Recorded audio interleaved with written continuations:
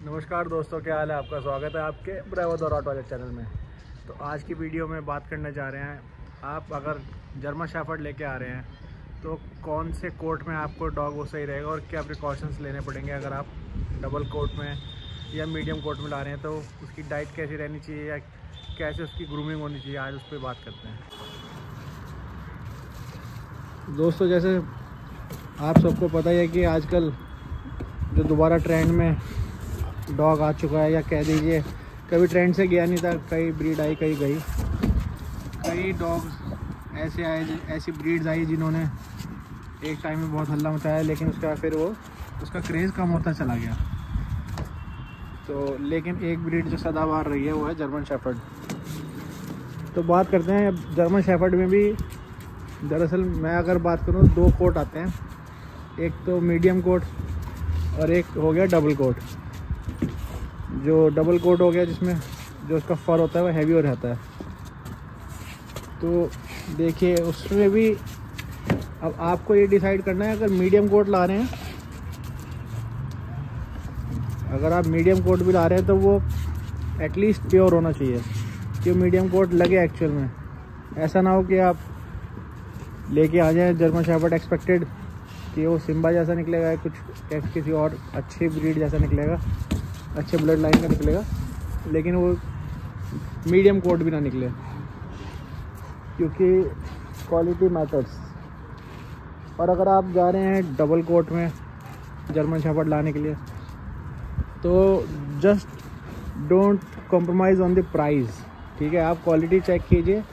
First of all मैं कहूँगा, आपने प्लान कर लिया कि प्रोसेस समझते हैं इसके लिए ना। अगर आपने सोच लिया है कि मुझे मीडियम कोट नहीं, लेट से डबल कोट ही लाना है, ठीक है, जर्मन शेफर्ड में, सबसे पहले आप क्या सर्च करेंगे?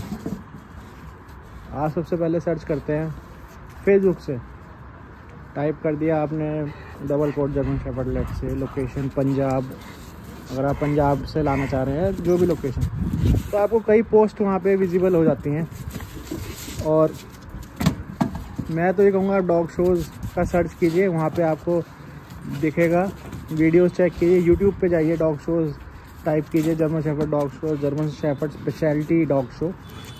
Then it can give you a good brief idea कि हाँ आप सही दिशा में जा रहे हैं। वहाँ आपको दिखेंगे डिफरेंट काइंड ऑफ ब्रीडर्स, उनके कॉन्टैक्ट नंबर्स।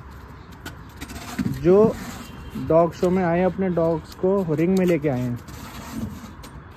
तो जनरली जो भी डॉग्स को अपने रिंग में लेके जाएंगे डॉग शो में, they are spending a good amount of money on training, on time they are investing.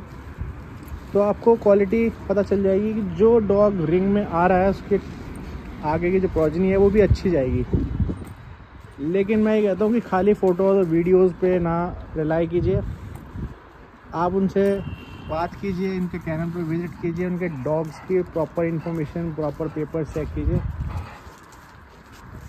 कई बार होता है ब्रीडर्स डायरेक्ट आंसर नहीं करते, they are not giving a good reply when you are asking for the pup inquiry. जो लाजमी सी बात है कि there are 100 of calls coming at one go, तो वो भी परेशान हो जाते हैं कि 100 में से मुश्किल से 1 या 2 कॉल सक्सेस रेट पे जाती है। तो आप जेन्युइनली इंटरेस्टेड है तब ब्रीडर्स को शॉर्ट लिस्ट करके उनको कांटेक्ट कीजिए कि हाँ मुझे आपके जो डबल कोट में जर्मन शेफर्ड है उसके पप्स में इंटरेस्ट है, कब हो सकते हैं। क्योंकि कोई प्रोडक्ट ऐसा तो है नहीं है कि आज कहा और कल आपको मिल जाएंगे। तो wait for that particular litter जब भी होगा, क्योंकि उनके पास भी डिफरेंट बिचेज़ होती हैं, डिफरेंट कॉम्बिनेशंस होते हैं, कौन सा मेल यूज़ हुआ है, कौन सी फीमेल पे कैसे कॉम्बिनेशन बना है। तो आपको सब कुछ वो देखना है। तो हर डॉग के बारे में पता कीजिए कि इसका टेम्परामेंट कैसा है, एग्रेसिव है या नहीं, या अच्छा कोऑपरेट करता है, और क्या उसका सीखने का नज़रिया है, कितनी जल्दी वो चीज़ें सीखता है।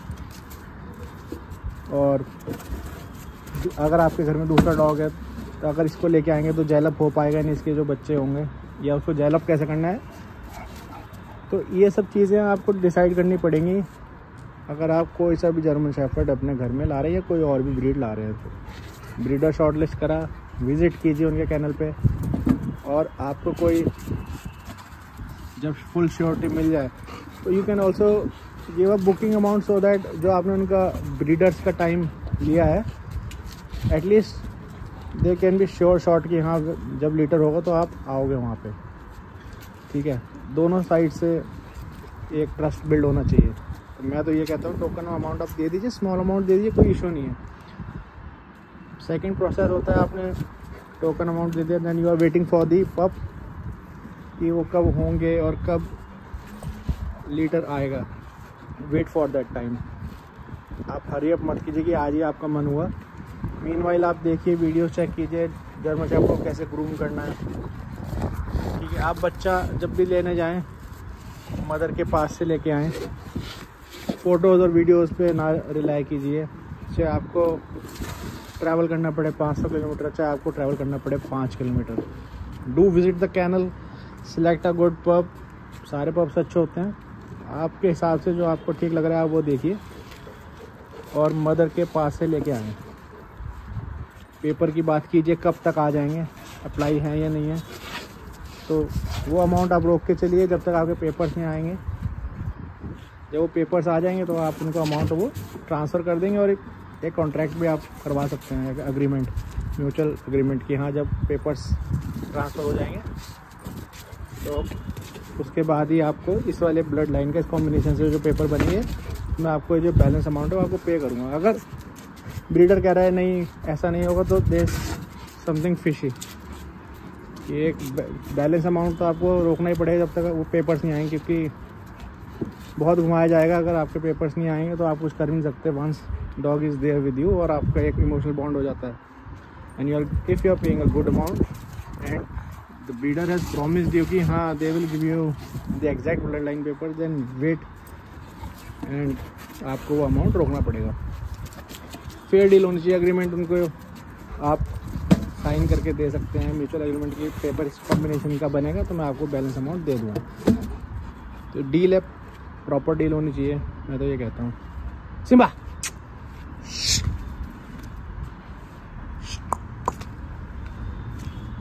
तो बाकी जब आप मान के चलिए साहब कुछ हो गया है, आपके पेपर्स भी आ गए हैं, ठीक है।